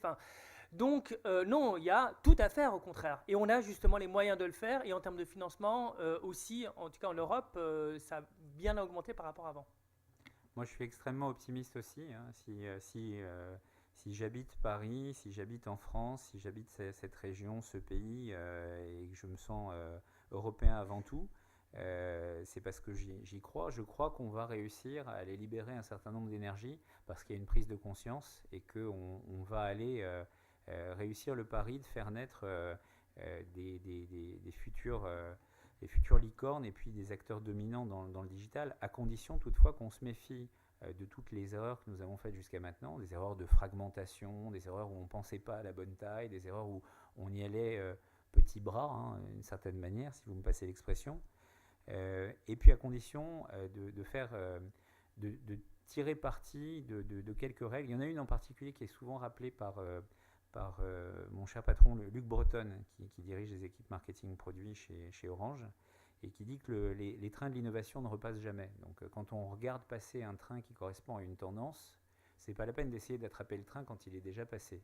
Donc on peut éventuellement se dire, au travers de cette métaphore, qu'il y aura un autre cycle. Hein, comme je le disais tout à l'heure, il y a eu l'intelligence artificielle des années 90, c'est revenu en 95, en 2003, etc. Puis ça revient aujourd'hui.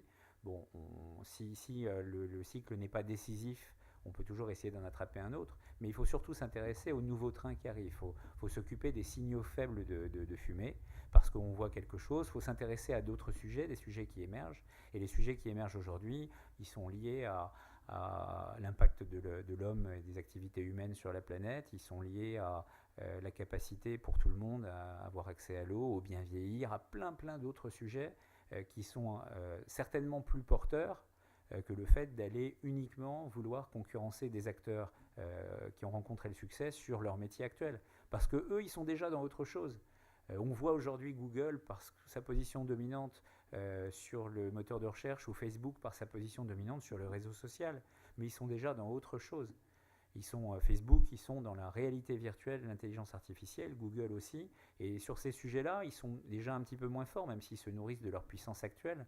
Et plus on va aller chercher loin, plus on va vouloir dépasser, innover et de manière massive, et plus on aura des chances de se battre sur le terrain qui sera celui de la bataille après-demain et pas celui d'hier.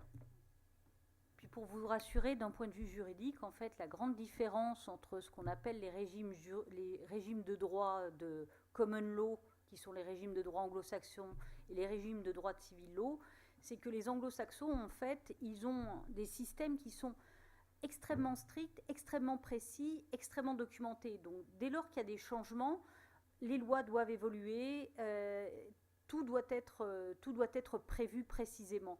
Alors qu'en fait, en France, on a par exemple un code Napoléon qui est toujours là, il est toujours là, et il fonctionne, tout simplement parce que, comme je disais au départ, on définit des grands principes, et puis à partir de ces grands principes, eh bien, en réalité, on peut faire énormément de choses. On n'a pas besoin de reprendre des nouvelles lois sans cesse, mais en réalité, on a des systèmes de droit, en fait, en France et également en Europe, qui sont relativement flexibles, et je ne crois pas du tout qu'on ait de frein juridique. Donc, là aussi, il faut être optimiste.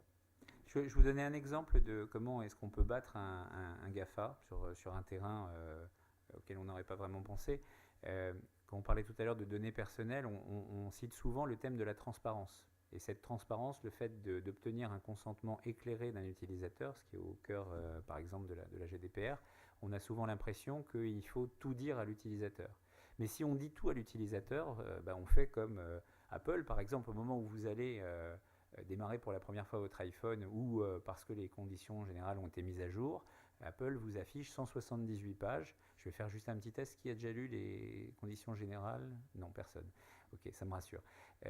Donc on suppose que vous allez accepter parce que l'entreprise est parfaitement transparente. Elle vous dit tout. Mais en fait, en vous disant tout, elle ne vous dit rien. Et vous vous retrouvez totalement noyé. Et puis finalement, vous faites confiance par défaut et vous acceptez. Donc nous, on continue à faire des efforts dans le sens de quelque chose qui ne s'appelle plus la transparence, mais la limpidité. La limpidité, ça signifie que les choses doivent apparaître finalement sur un seul écran immédiatement et que le consentement que vous allez former, il va se faire parce que vous avez humainement eu la capacité, sans faire appel à une intelligence artificielle, de comprendre ce à quoi vous vous engagez en échange de votre consentement.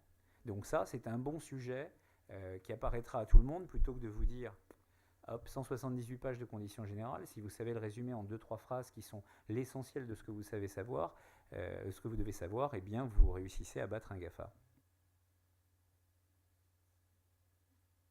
Oui, bonsoir.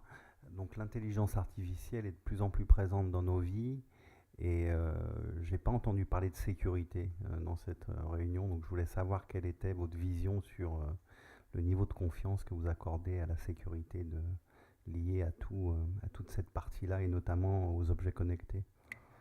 Alors, c'est intéressant parce que moi j'ai écrit plusieurs articles sur le sujet sur l'Ivosphère. Aujourd'hui, on est en phase d'apprentissage. C'est-à-dire que, pour vous donner un exemple qui est assez connu, il y a typiquement par exemple des Barbies qui ont été hackées, on était capable de savoir toutes les conversations qu'une petite fille et les autres conversations avaient avec sa poupée. Comme pour toute nouvelle technologie, effectivement, on doit sécuriser, on doit apprendre effectivement à sécuriser. Il y a une problématique qui est la suivante, c'est que d'un côté, ça coûte malgré tout cher de sécuriser, mais de l'autre côté, finalement, si on ne sécurise pas, les gens n'ont pas confiance et n'achètent pas. Donc il y a un peu ce trade-off, entre guillemets, ou ce compromis à faire entre les deux. Ça vient au fur et à mesure. Je pense qu'il va y avoir encore un certain nombre de scandales. Pour information, il y a un site qui s'appelle Shodan qui répertorie l'ensemble des objets connectés qui ne sont pas sécurisés. Et ça vous permet d'accéder à tout ce que vous voulez, aussi bien des caméras, des radiateurs et autre chose. Donc vous pouvez potentiellement voir les hacker. Donc c'est une bonne façon aussi de s'en rendre compte. Il y a des choses qui sont extrêmement simples et qui sont d'ailleurs dans la réglementation européenne, qui sont ce qu'on appelle Privacy by Design et Security by Default. Privacy by Design, ça veut dire que dès le départ, en fait, on va garder les données et on ne va pas les transmettre. Je vais prendre un exemple tout bête. Il y a une caméra qui existe qui, lorsque vous entrez chez vous, elle se ferme parce qu'elle n'indique pas ce que vous faites. Et lorsque vous sortez de chez vous, elle ouvre le clapet. Et donc là, l'intérêt, évidemment, ça permet effectivement de garder, entre guillemets, la confidentialité de ce qui se passe chez vous. Et la security by default, c'est aussi, typiquement, pour un objet connecté, il y a un cas concret. Pendant un certain temps, il y a des drones qui se baladaient comme ça au lieu autour des résidences et qui scannaient toutes les serrures connectées en Bluetooth. Et évidemment, comme ils pouvaient avoir des informations sur quel est le type de serrure, ça permettait à, des personnes, on va dire, malveillantes, de s'introduire chez vous et de hacker votre serrure et de rentrer chez vous sans même effectivement qu'il y ait la moindre effraction. Il est évident que si vous créez une serrure qui ne transmet l'information que lorsque vous êtes là à un niveau qui est beaucoup plus proche et pas transmis partout, vous réduisez évidemment vos risques. Donc il y a parfois des principes simples qui existent. Il y a un autre exemple, il y avait une serrure pendant un temps maintenant qu'ils ont changé, connectée, qui disait génial, on est sécurisé avec de l'AES 256 bits. Donc c'est une mode de sécurisation qui est énorme. La seule chose qu'ils avaient un peu oublié, c'est que le code au départ il était à 4 chiffres. Donc quand vous codez vous avez un code de 4 chiffres que vous sécurisez avec 256 bits, ça sert strictement à rien. C'est super simple effectivement de hacker. Donc là, ce qui se passe, c'est que de plus en plus, et il y a une autre raison pour laquelle de plus en plus on y fait attention, encore un autre principe, c'est que quand on est une start-up et qu'on meurt pour des raisons de sécurité, entre guillemets pour la start-up, c'est pas trop grave. En revanche, si vous, par exemple, vous êtes un groupe et que vous, par exemple, vous lancez une serrure connectée, et que cette serrure, imaginons, elle n'est pas sécurisée, c'est pas uniquement sur la serrure ou les quelques ventes que vous allez faire que vous allez poser problème, mais sur la totalité effectivement de vos produits, et c'est sur toute la confiance que vous avez dans cette marque. Effectivement, dans le cas effectivement de serrure connectée, ben pour le coup là ils ont revu complètement la sécurité, donc de manière maintenant aujourd'hui la serrure est beaucoup plus sécurisée. Et donc ça signifie que oui, de toutes les manières, les entreprises vont sécuriser. Ça prend du temps, ça coûte parfois un peu cher. Parfois, il y a effectivement des compromis à faire, mais c'est quelque chose qui arrive au fur et à mesure. Tout à fait, sur ce sujet-là, effectivement, on n'est pas entré dans les détails, mais la réglementation, il y a un article 34 de la loi de 78 qui existait déjà même avant l'entrée en vigueur du règlement européen, qui oblige toutes les sociétés, en fait, à mettre en place des mesures de sécurité pour protéger les données personnelles. Alors après, comme on l'a dit, il y a eu d'ailleurs récemment, c'était en juillet 2017, une société qui est, pour ne pas la citer, Hertz, qui a été condamnée à simplement 40 000 euros, qui a été une amende par la CNIL de 40 000 euros. Donc effectivement, 40 000 euros, c'est pas grand-chose, mais n'oublions pas que demain, si cet article n'est pas respecté, eh bien, effectivement, les amendes pourront s'élever jusqu'à 20 millions d'euros ou 4% du chiffre d'affaires mondial. Et puis, l'autre côté, c'est que potentiellement, vous n'allez peut-être plus avoir confiance en Hertz, donc ce n'est pas 40 000 euros que vous risquez de perdre, mais c'est peut-être beaucoup plus. Oui, d'ailleurs, je n'aurais pas dû citer le nom, si vous ne le saviez pas. C'est une autre technique qui est intéressante, c'est ce qu'on appelle name on shame, enfin shame on name plutôt, excusez-moi, qui est effectivement pas uniquement d'avoir des amendes, mais aussi vraiment de dire ceux qui sont les mauvais élèves, et c'est important aussi de dire quels sont les bons, de telle sorte que ça les fait réfléchir à deux fois avant de commencer à sortir hors des clous. Et d'ailleurs, il y a des exemples aux États-Unis, il y a énormément de problématiques. Aux États-Unis, en fait, tous les États ont mis en place depuis 2002, je crois, des obligations de notifier ce qu'on appelle les failles de sécurité. Et vous avez des scandales qui ont éclaté. Il y a eu Target, qui était une société de grande distribution qui s'est fait hacker, et il y a eu les numéros de téléphone, les adresses de tous leurs clients, et ils ont été bien évidemment sanctionnés. Récemment, il y a Equifax aux États-Unis aussi, Equifax qui est le centre américain d'évaluation du crédit, qui a annoncé en fait que, alors je crois que c'est 143 millions d'Américains qui ont été touchés. Et les données qui sont révélées, c'est effectivement le nom, les numéros de téléphone, les numéros de sécurité sociale, et 143 millions, ça veut dire la moitié de la population des États-Unis. Donc effectivement, il y a des règles très strictes qui doivent être mises en place, mais encore une fois, comme le dit très bien Dimitri, le problème c'est que tout ça est mis sur la place publique, et ensuite évidemment il y a une perte de confiance, et c'est probablement la perte de confiance qui sera encore plus dissuasive que les amendes. Ce sera beaucoup plus dissuasif. Le fait que ce soit mis sur la place publique, ça a un impact qui est quand même colossal. Je crois qu'en fait, on n'a pas abordé le sujet de la sécurité parce qu'on a voulu se donner une parenthèse d'une heure où on ne parlait pas de ce sujet qui est omniprésent pour nous tous. Et c'est pour ça, c'est quasiment freudien en fait ce qu'on a fait. Non, mais c'est un excellent sujet.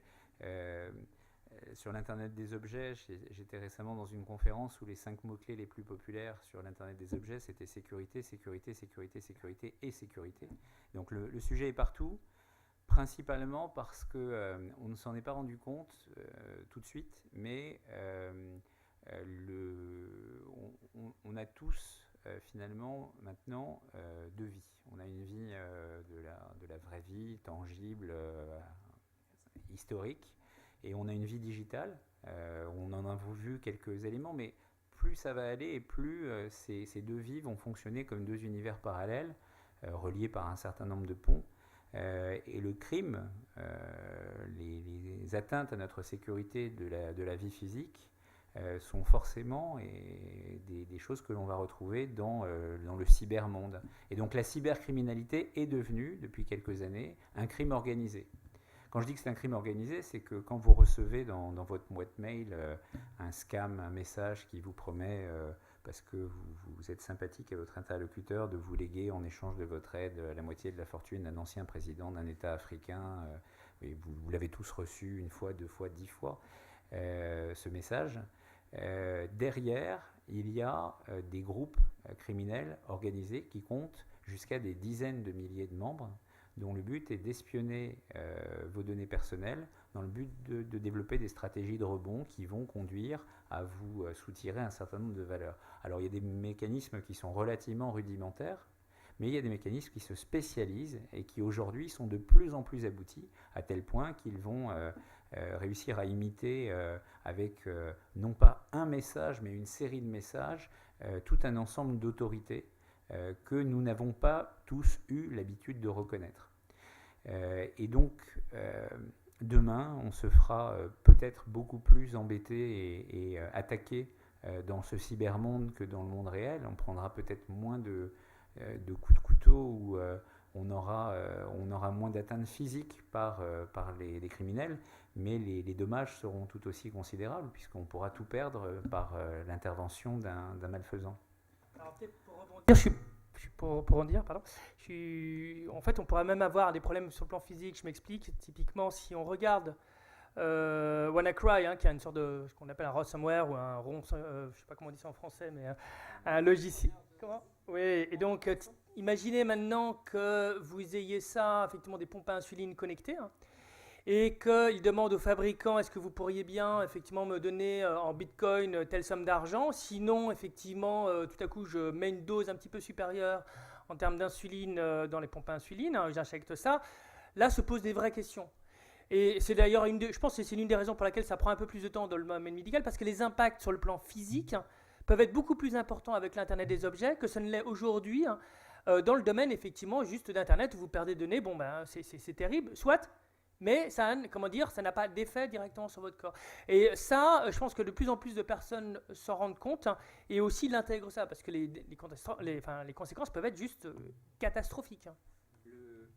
Cet exemple auquel tu fais référence, il existe déjà dans le cinéma, enfin dans les séries télévisées. Si vous avez regardé une série qui s'appelle Homeland, qui est une des très très bonnes séries qui a été produite il y a quelques années, le vice-président américain dans Homeland, il meurt d'une prise de contrôle de son pacemaker. Et les pacemakers connectés aujourd'hui pour diverses raisons posent un certain nombre de questions, autant que les voitures, etc. Donc c'est pas de la science-fiction. Quand en général les scénaristes de séries mettent quelque chose, c'est que c'est pas très très loin d'arriver dans la vie. C'est pas du tout innocent, c'est le reflet de la vie. Et puis comme je vous disais tout à l'heure, comme jusqu'à maintenant la réalité a toujours dépassé la fiction, le 11 septembre 2001, la réalité a très très largement dépassé ce que nous étions tous en mesure d'imaginer, même si c'était apparu dans quelques séries B quelques années avant. Donc ce spectre des atteintes à cette cyber-vie, à ce cyber-patrimoine, parce qu'on va tous se constituer des patrimoines digitaux qui existent aujourd'hui par nos photos. Nos photos sont devenues numériques. La plupart d'entre nous ne les sauvegardent pas parce que vous n'utilisez pas suffisamment les clouds, etc., ou les espaces de stockage, les DVD. Donc, ces photos qui sont un patrimoine émotionnel immense, parce que les photos des enfants qui grandissent, c'est un truc qui est totalement irremplaçable, parfaitement intime et extraordinairement d'une valeur extraordinaire. Ils sont en danger. Mais demain, il y aura de plus en plus de choses par la dématérialisation des objets, des titres, des propriétés, des actifs. Donc ça va être en danger. Maintenant, ça ne signifie pas qu'il faut s'interdire d'aller vers cette vie digitale. Ça signifie juste qu'il faut, comme on le fait toujours en sécurité, adapter les moyens, les réponses et les protections à la menace. Et c'est une menace qui change tout le temps. Vous en avez un certain nombre d'exemples aujourd'hui dans le terrorisme. On interdit un certain nombre d'objets dangereux, et bien l'objet dangereux devient une arme, on dit par destination, je crois, Florence. Voilà, on prend ce qui tombe sous la main pour continuer à perpétrer un certain nombre de crimes, et ça continuera toujours comme ça. Donc il faut toujours adapter, toujours être parfaitement vigilant. Et puis il y a un dernier point que je voulais souligner, c'est la nécessité de l'éducation. Nous n'avons pas été éduqués, en tout cas la plupart d'entre nous ici, ce soir, nous n'avons pas été éduqués comme des êtres digitaux. Nous avons été éduqués dans un monde où Internet n'existait pas vraiment. Nous avons côtoyé, nous avons commencé à l'utiliser. Il n'y a que maintenant que nous avons des générations qui font joujou avec des tablettes alors qu'ils ont 2 ans, qui maîtrisent un peu l'outil électronique et digital avant même de savoir parler et communiquer avec leur entourage. Et donc ça veut dire que nous ne savons pas aujourd'hui, nous ne sommes pas armés parce que nous n'avons pas été formés à reconnaître des processus malveillants, des mails mal intentionnés, des tentatives de rançon, de détournement de fonds. Et tout ça, ça va passer par des efforts communs d'éducation. C'est là toujours la meilleure protection. À la limite, juste pour terminer par rapport à ça, c'est aussi un autre dernier point lorsqu'on fait des objets connectés. Alors que je suis dans le domaine des objets connectés, il faut toujours réfléchir à ce qu'ils puissent être complètement déconnectés, voire même sans énergie, sans connectivité, quoi qu'il arrive. L'exemple typique, c'est la serrure. Je veux dire, une serrure connectée doit pouvoir fonctionner même s'il n'y a plus d'alimentation électrique, plus de connectivité, etc.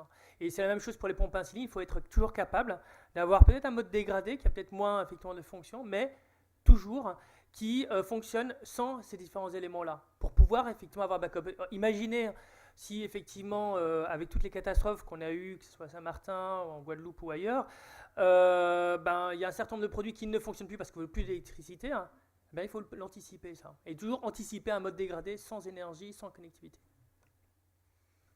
Puis-je avoir une question? Dernière question? C'est une question un peu d'ordre juridique, droit international, concernant la gouvernance de l'intelligence artificielle appliquée aux militaires, au domaine militaire. Donc on parlait tout à l'heure de robots tueurs, justement pour éviter une situation comme la prolifération de l'arme nucléaire et son mauvais usage plutôt.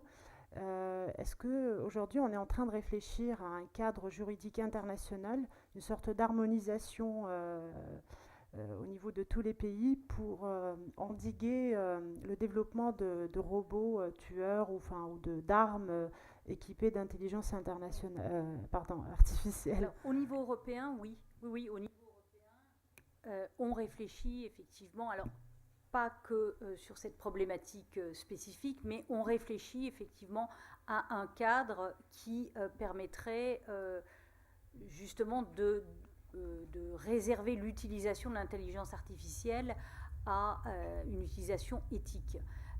Donc sur ces sujets-là, effectivement, il y a une réflexion européenne.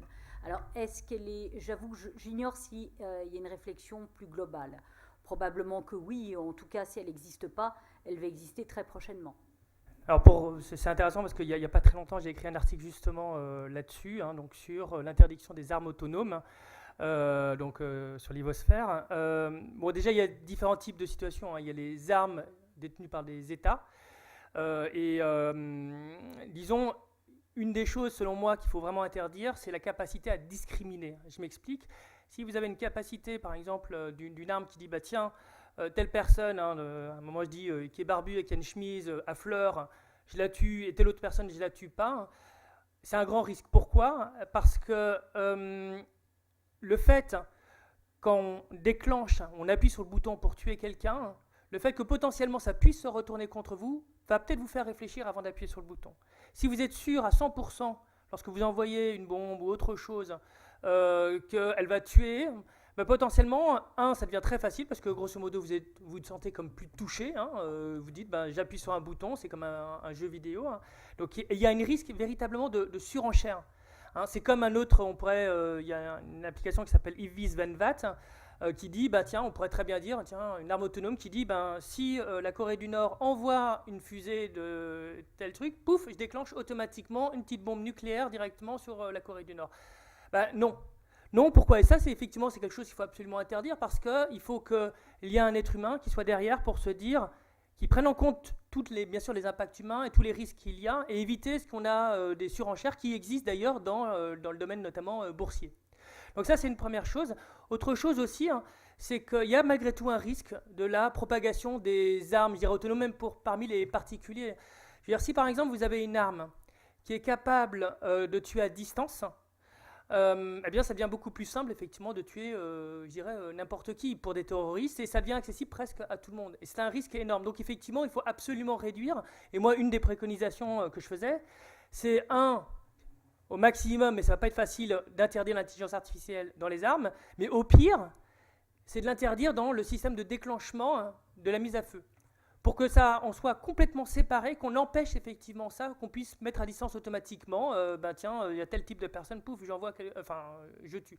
Donc effectivement, il y a un gros risque, hein, je sais que notamment, il y a la Russie qui a mis en place un certain nombre de projets d'intelligence artificielle liés effectivement aux armes autonomes. C'est vrai que c'est un grand risque, et un grand risque aussi de propagation, et oui, c'est une épée de Damoclès qu'on a devant nous, et au-dessus de nous plutôt. Et il est essentiel effectivement qu'on agisse dessus. Alors même, ça va plus loin, puisqu'il y a les Nations Unies en fait, qui ont réuni un certain nombre de pays. Alors malheureusement, ce qui s'est passé, c'est que la réunion a été reportée en novembre. Et Elon Musk d'ailleurs a intervenu là-dessus en disant, avec un certain nombre d'experts, en disant il faut absolument interdire les armes autonomes. Alors très bien, hein. Après, la seule chose aussi, c'est que si on commence à mettre des petites puces dans votre cerveau, hein, et que derrière on puisse, parce que c'est pas très compliqué de faire du lavage de cerveau, hein, et transformer par arme de destination, entre guillemets, des êtres humains en soldats, c'est problématique. Et il faut effectivement, et ça c'est aussi un énorme risque, hein, c'est de transformer n'importe quelle personne en arme en fait. Donc il y a effectivement ce type de risque qui arrive. Donc je pense qu'il faut absolument légiférer extrêmement rapidement à ce sujet. Alors dans ton propos, la situation actuelle entre la Corée du Nord et les États-Unis, en tout cas les déclarations qui sont faites, me semblent relever, pour reprendre ma blague de potage, plus de la stupidité naturelle que de l'intelligence artificielle. Il ne faudra peut-être pas mettre d'intelligence artificielle là-dedans en plus. Ils n'en ont pas besoin. Là c'est l'être humain dans ce qu'il a de bestial, dans sa capacité à dire qu'il réduira en cendres, comme même l'esprit le plus bas du Moyen-Âge ne l'aurait peut-être pas déclaré en son temps. Mais bon, allez, j'arrête mon lyrisme ici. Je pense que le cas des robots tueurs, ou celui qu'on a effleuré tout à l'heure de la voiture autonome qui doit choisir entre sauver le piéton sur le trottoir, un passager, ou qui doit, quand il y a 3 voitures, parce que c'est là que les problèmes commencent, provoquer un accident mortel à 99% sur la voiture de droite et pour sauver les occupants de la voiture de gauche, sur un critère qui pourrait être que l'âge moyen est moins élevé à droite qu'à gauche et que donc l'espérance de vie est plus importante, ou que la durée d'indemnisation des victimes sera plus courte, enfin bon, n'importe quel paramètre pourrait être utilisé. Ce sont des cas qui nous font tous réfléchir parce qu'ils nous choquent. Ils ne sont pas dans notre référentiel, mais c'est des cas plus visibles et plus spectaculaires qu'un certain nombre d'autres problématiques qui sont liées non pas au fait de tuer, de provoquer la mort directement ou indirectement immédiatement par une machine, mais de condamner par des décisions, voire par le remplacement des êtres humains au travail par des machines, à des existences misérables.